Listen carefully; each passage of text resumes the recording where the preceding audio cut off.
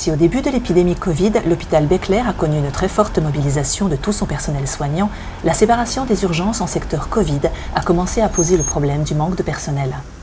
Lorsqu'on a commencé à partager, notamment dans mon service d'urgence, des secteurs complètement séparés, alors là, oui, on a eu besoin des besoins de médecins notamment et d'infirmières pour s'occuper de ces secteurs complètement séparés, ce qui était tout à fait nouveau pour nous. Dans le même temps, dès l'annonce du confinement, les médecins généralistes ont dû diminuer leur activité. Devant l'urgence des hôpitaux, le docteur Destré a pris l'initiative de prêter main forte au docteur Andronikov.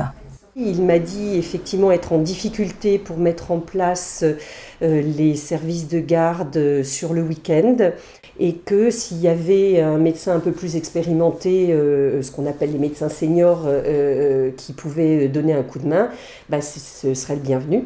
Moi, j'ai été mise sur le côté non-Covid pour avoir les urgences tout venant, en fait. J'ai cette unité qui était un peu délocalisée, un petit peu loin, donc j'étais très content d'avoir un médecin senior qui pouvait être là-bas avec l'équipe d'infirmières, d'internes pour la superviser, et ce qui m'a évité de disperser mes forces dans un autre endroit, donc ça c'était très bénéfique. On est 7 médecins à s'être impliqués dans le tour de garde de Béclair.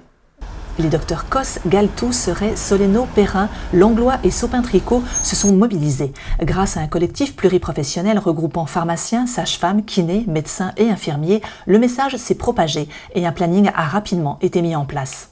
Dans la mesure où justement on travaillait tous moins, c'était tout à fait possible pour nous de s'organiser. Du coup, il a été fait une proposition d'organisation, de garde pour nous en demi-journée, matin ou après-midi.